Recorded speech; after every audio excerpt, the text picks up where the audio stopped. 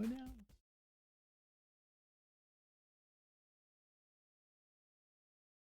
There we go. Hello, everyone. hello. Welcome to another episode of the 8-Bit Adventures podcast.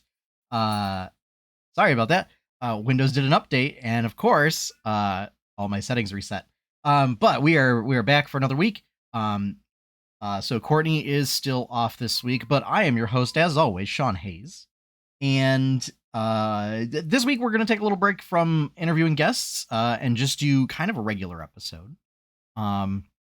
So we've got a little bit of quickfire news to go through, and then Nintendo had an Indie World Showcase today, so we're going to talk about that a little bit.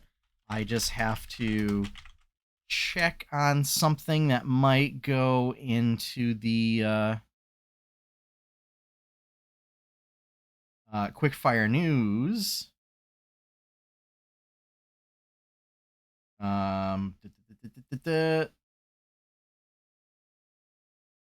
No, okay.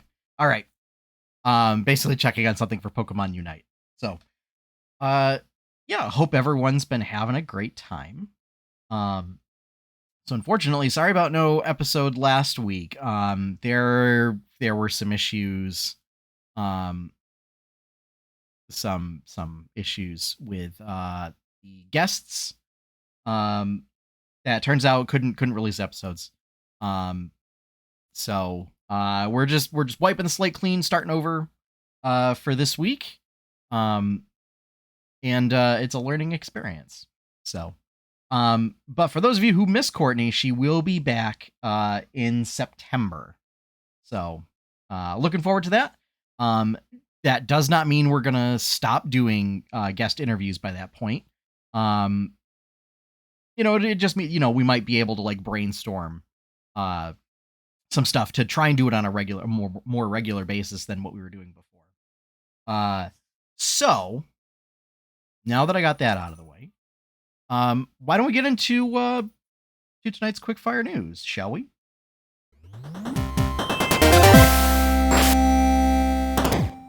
That was pretty loud.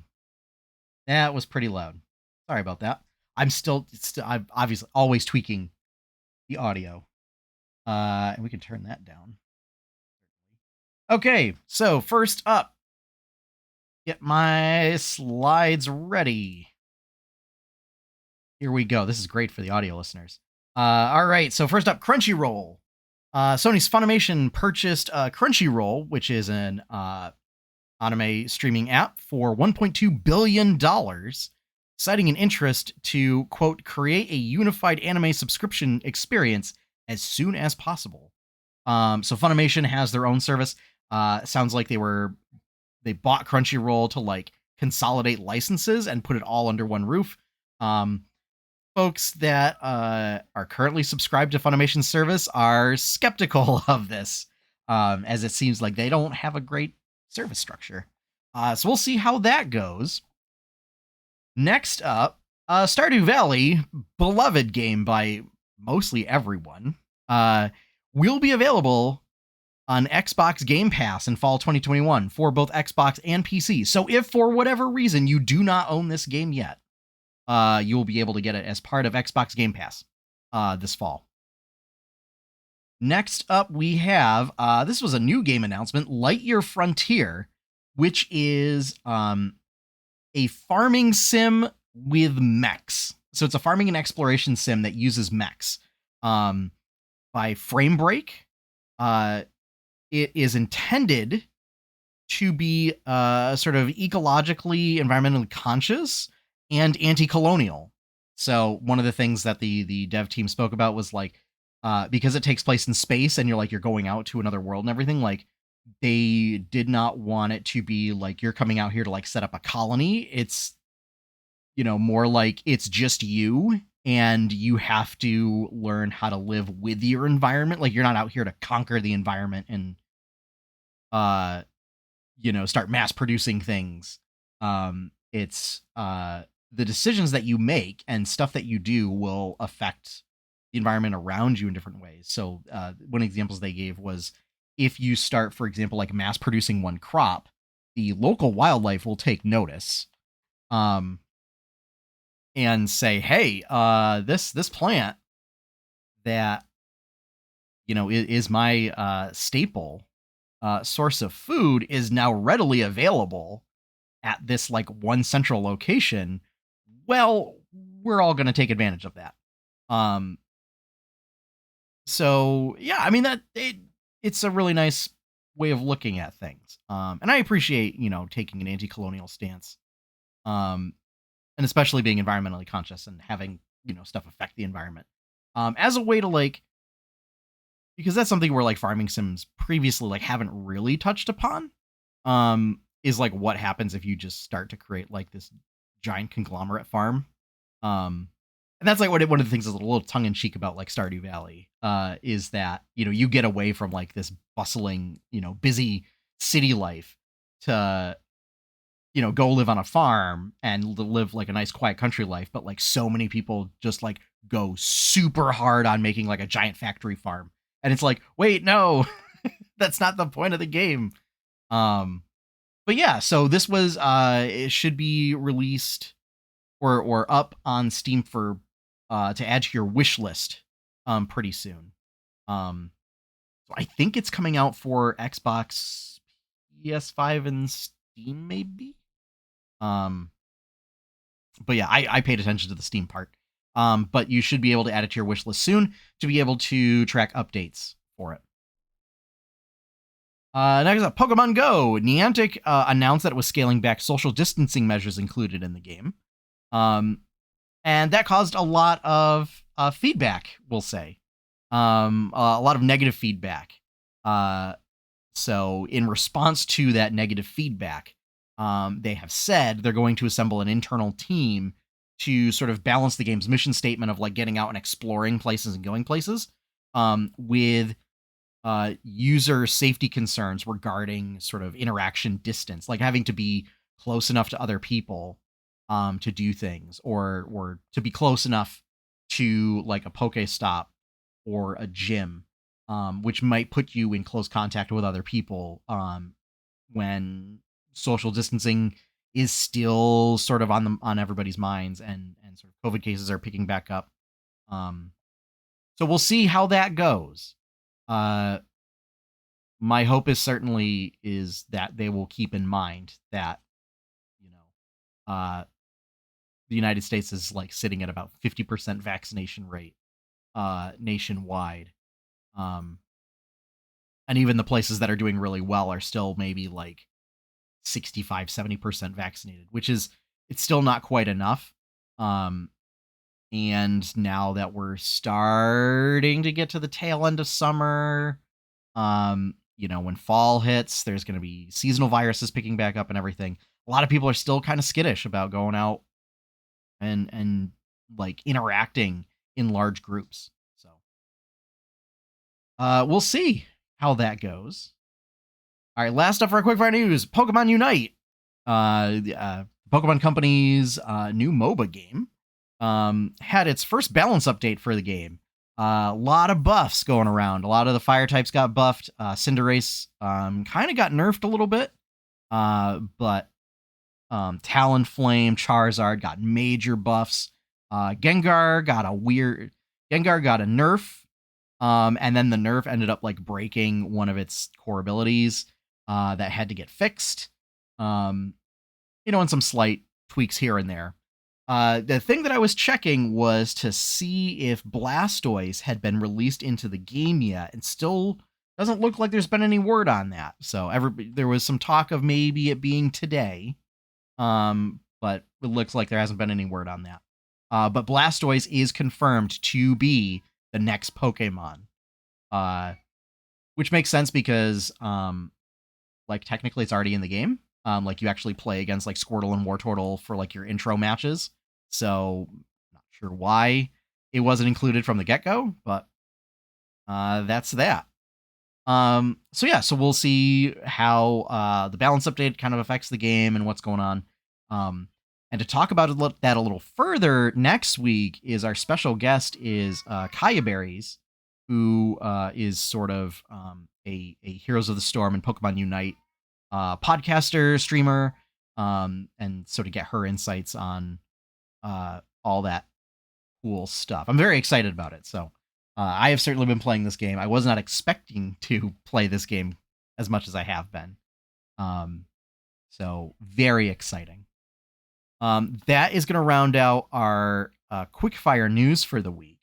So we're going to transition into our deep dive on the Nintendo Indie World Showcase.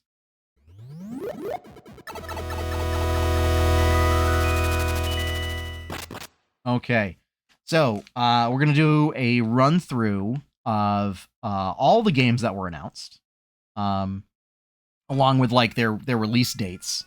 And then I'll go back and talk a little bit about ones that like really seemed interesting to me and stuff that I'll probably pick up. Maybe some stuff that like might be a little interesting to the audience out there. So let me just take a drink first. Make sure that I hydrate before going through this list. All right, so we started off with Bomb Rush Cyberfunk, which is kind of like a Jet Grind Radio sort of punk aesthetic. A very weird looking game. A lot of like weird robotic or helmeted people. That's coming out in 2022. Toem, which is like a little photographic adventure, like a really nice little line work art style, sort of like an isometric art style with like newspaper cartoon line work. That is coming out this fall. Loop Hero, which is a game where you are not directly controlling a hero, but you are affecting the environment around the hero to help get them to succeed. And like essentially like the hero auto battles their way around, and you're like placing gear, placing obstacles for the monsters and things like that. That's coming out this holiday season. Far Changing Tides, which is a lot of like boating, and sailing in that game, like some submarine stuff. That's coming out 2022. Necro Barista, The Final Pour, is getting ported to Nintendo Switch. This is some sort of coffee shop that raises the dead and like interacting with spirits and stuff like that. That's out today. Garden Story, which looks sort of a little bit like a Zelda mix with like a 2D style Zelda mixed with Stardew Valley, Forager, Littlewood type aesthetic. That's out today. Boyfriend Dungeon, we've covered this on the podcast before, where it's a dungeon crawler, but also a dating sim where you're dating the human form versions of your equipment.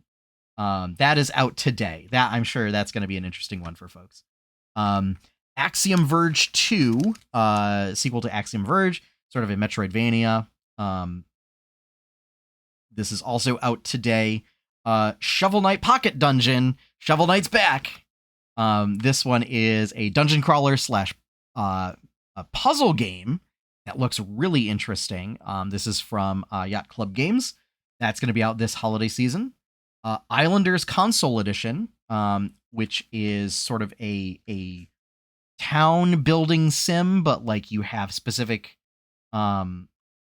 tasks to build this town on like a very small island. So the goal is like you have a very limited area in which to build towns. That is out today. Metal Slug Tactics. So this is a Metal Slug game done in a tactical RPG style.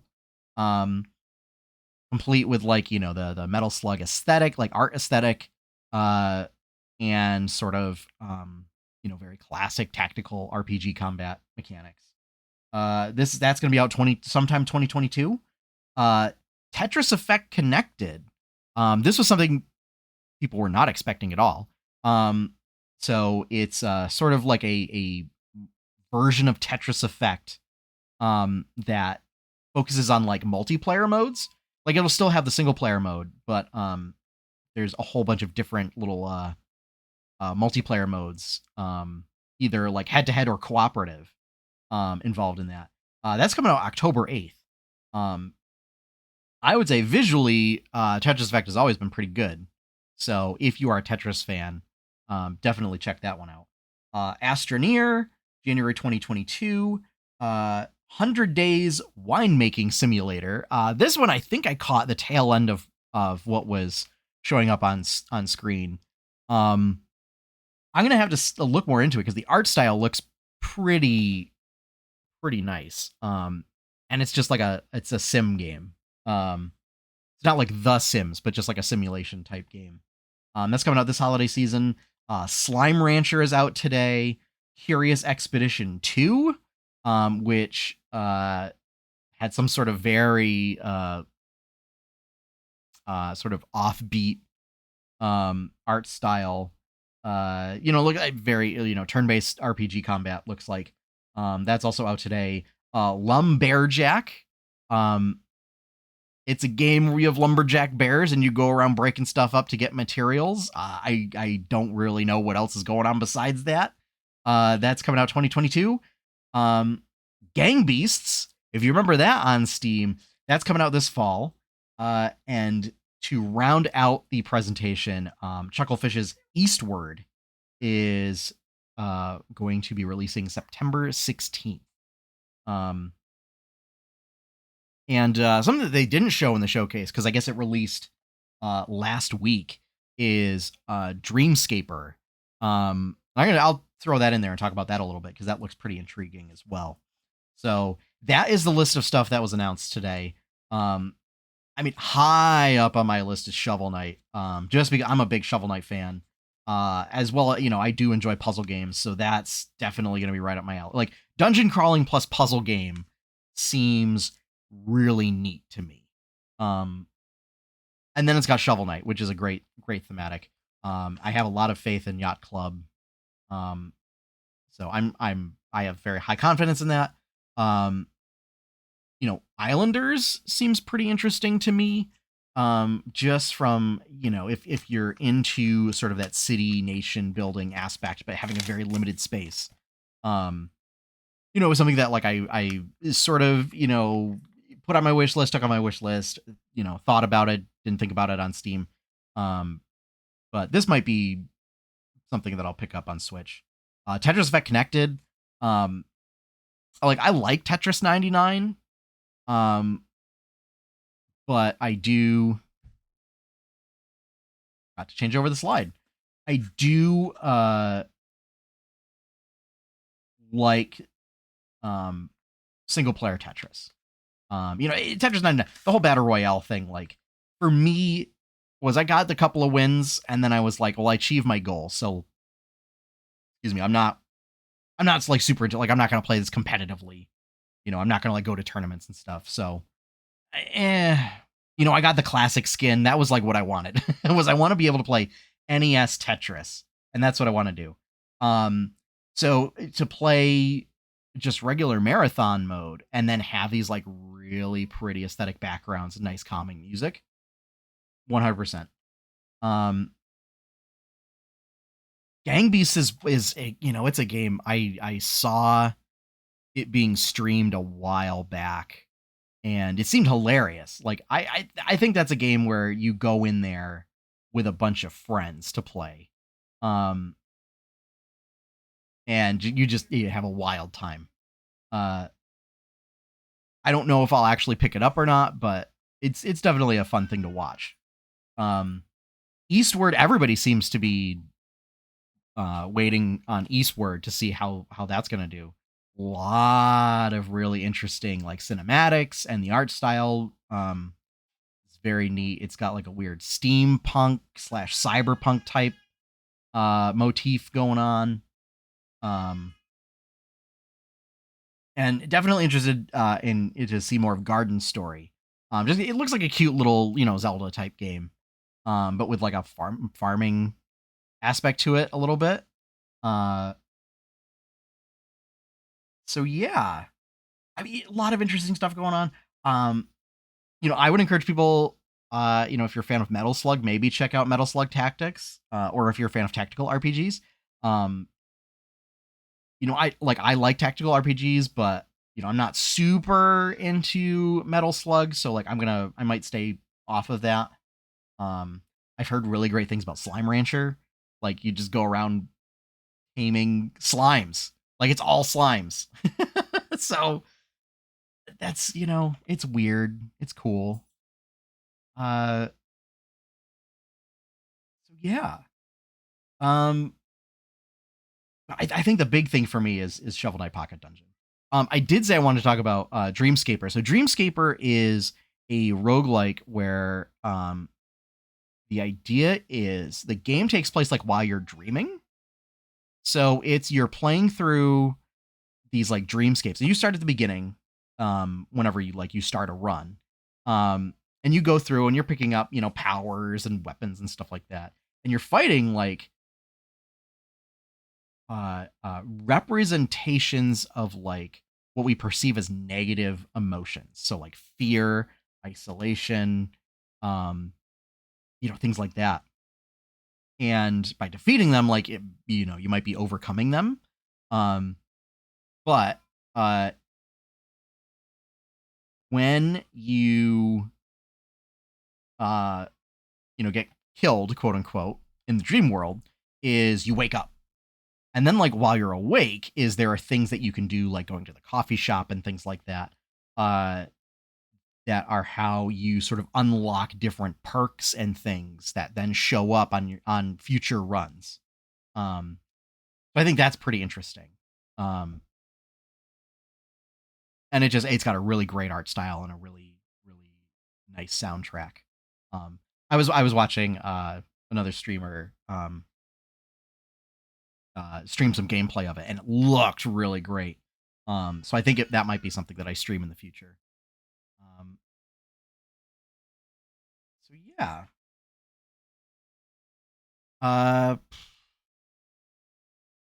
Talked about Tetris Effect, Islanders.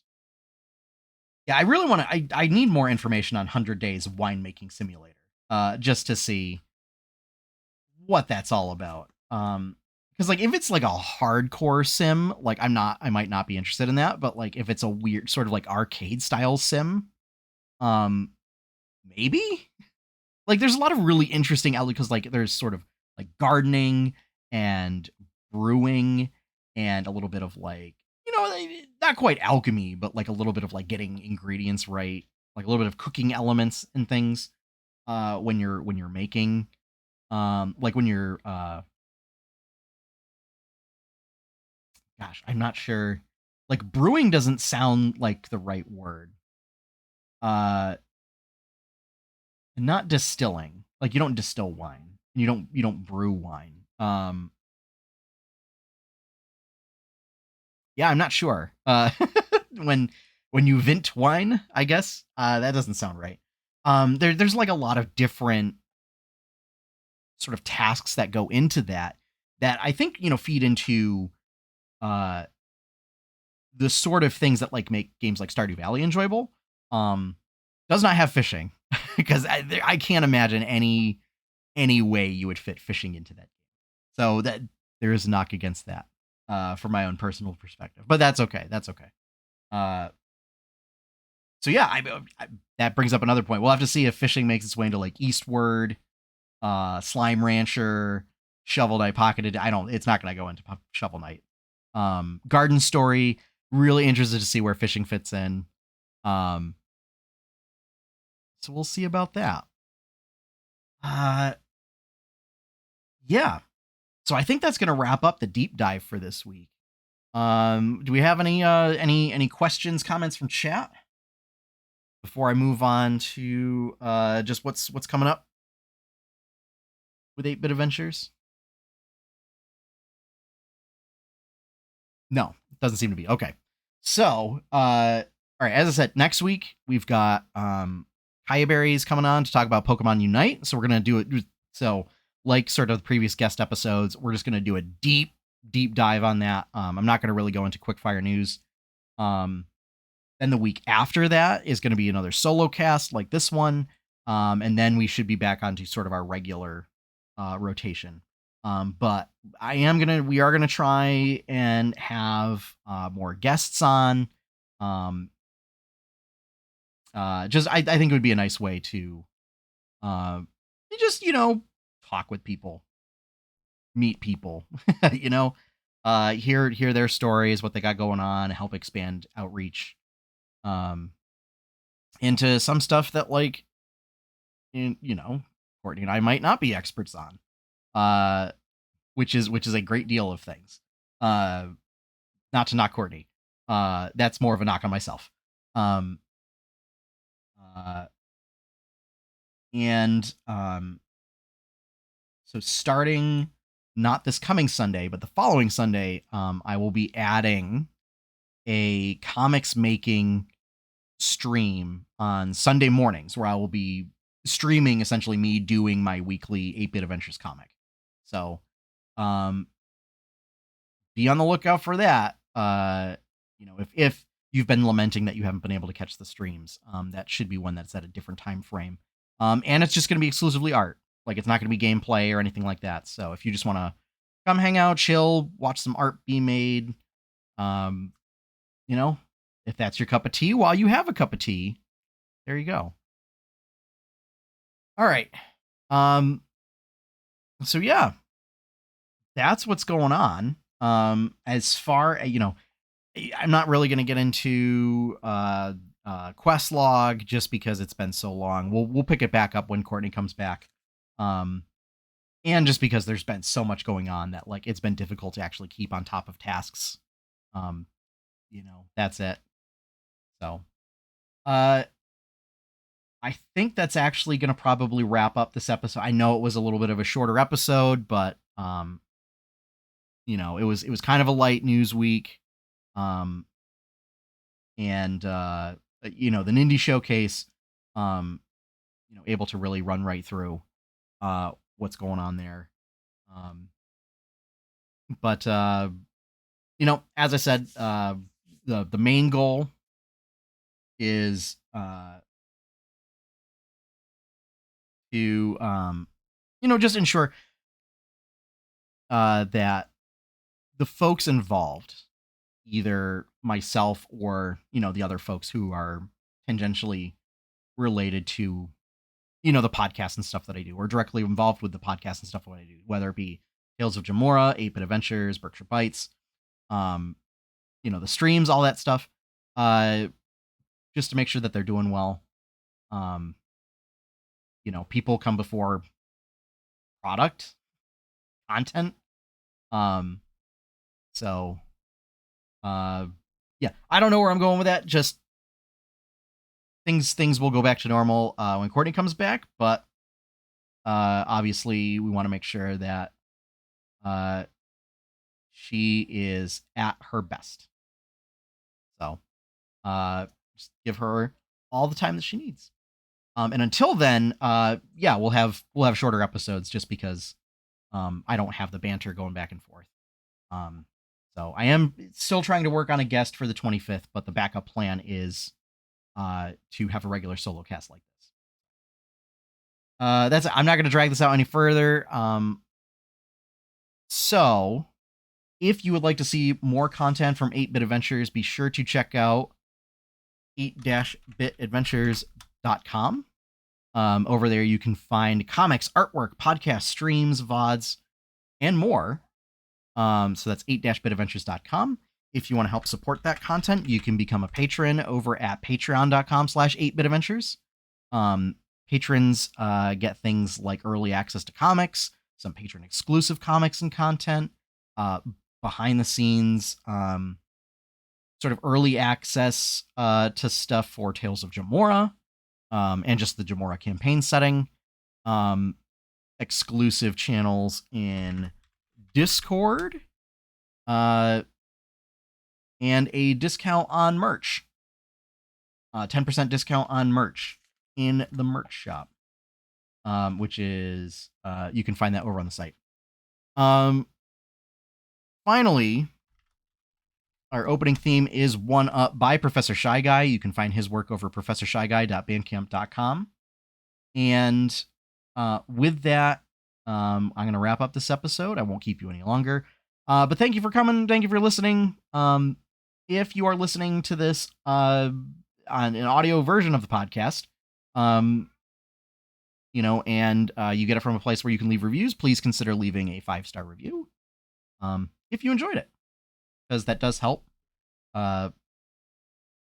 So as always, have fun, everyone. Happy gaming, and enjoy your pie cake. Have a great week, folks. We'll see you next time with Kaya Berries to talk about Pokemon Unite.